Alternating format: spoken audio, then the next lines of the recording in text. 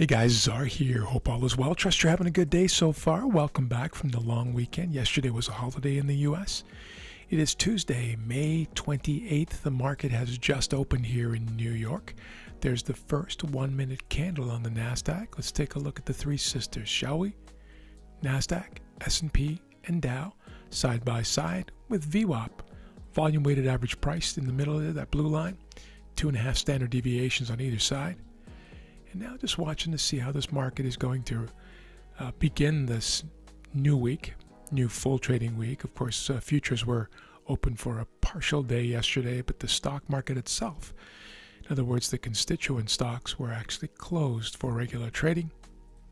So it could be an interesting morning here. The Dow has been significantly weaker than the other two for the last few sessions. Let's take a look at the daily. So this is the NASDAQ, S&P, and Dow again, but daily charts. Notice how we are trading near all-time highs on the NASDAQ, kind of mid-range here of that big candle that we had on Thursday of last week on the S&P, and then breaking last week's lows on the Dow. So there's that relative weakness on the Dow. NASDAQ being the strongest of the three, marginally at the very least over the S&P, but Dow certainly the weakest. This is the trading grid, driving up now into open space.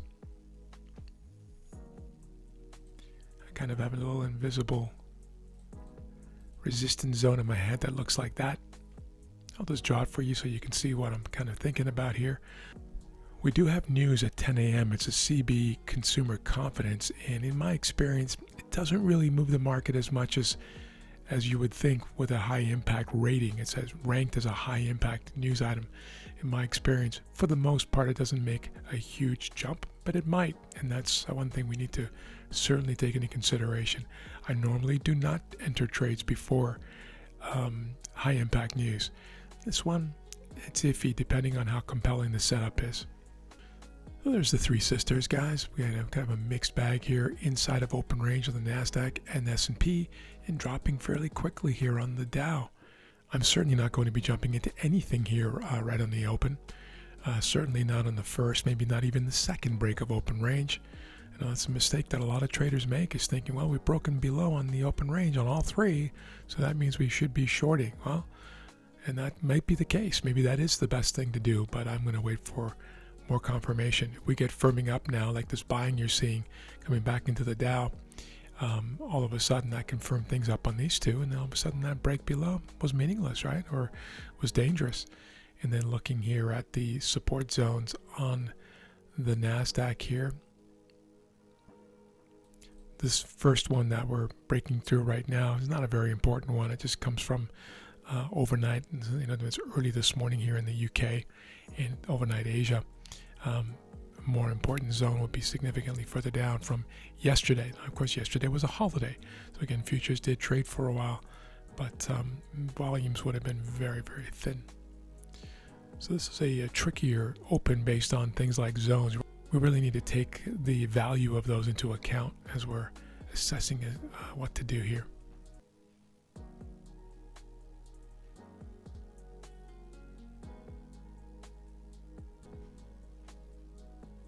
Yeah, nothing to do yet, guys. Looking a little bearish in here. All right, guys, sell stop order. Right here below this current candle. Stop above. Ready?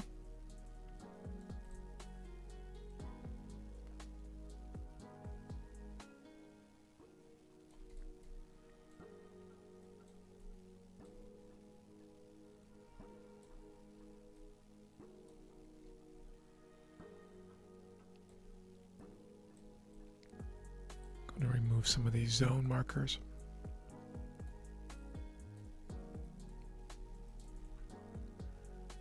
Again, I'm not going to worry too much about this zone here, guys, on the open. We've got a huge volume coming in, given that this is the New York Open after a long weekend, blah, blah, blah. And this zone was only formed at the early part of the Asian session. Remember, this is the NASDAQ index, a US index, right? And this open volume and all these participants coming back in have a tremendous amount of power to be able to blast through that if it wants to. Just pausing here a little bit. I am watching the three sisters, as always, on a separate monitor. we go. And I'm in, guys. And I'm in. Short the NASDAQ. Looking for 1 hour here only.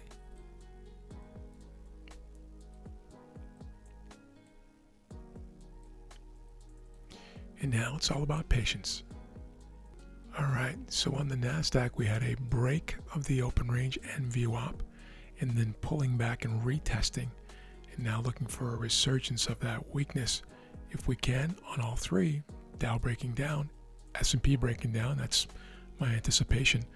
And then continued weakness here, 1, 2, 3. Let's see if we can do this.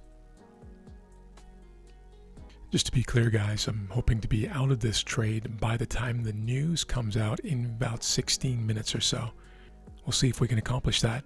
If not, I'll manage it dynamically to make sure that I'm not taking excessive risk based on the high impact nature of the news. Again, in my experience, it doesn't have a huge impact for the most part.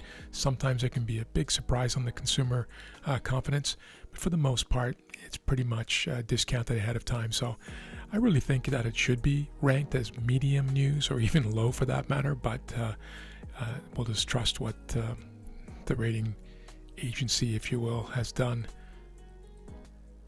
And there it is, guys, 1 hour to start the day and to start this new week on Tuesday after a holiday yesterday.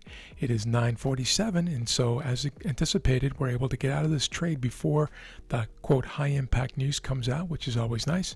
And let me just take a snapshot here. Very self-explanatory trade, guys. This is a market open play. The three sisters all in agreement. 1, 2, and 3 at the time of the trade, of course.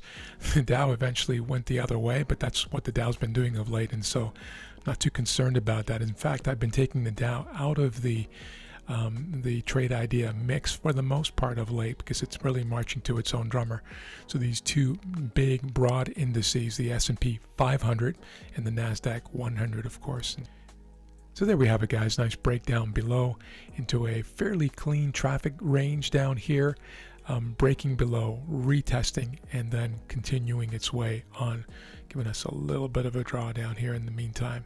Have an amazing day, guys. We'll talk soon. Take care.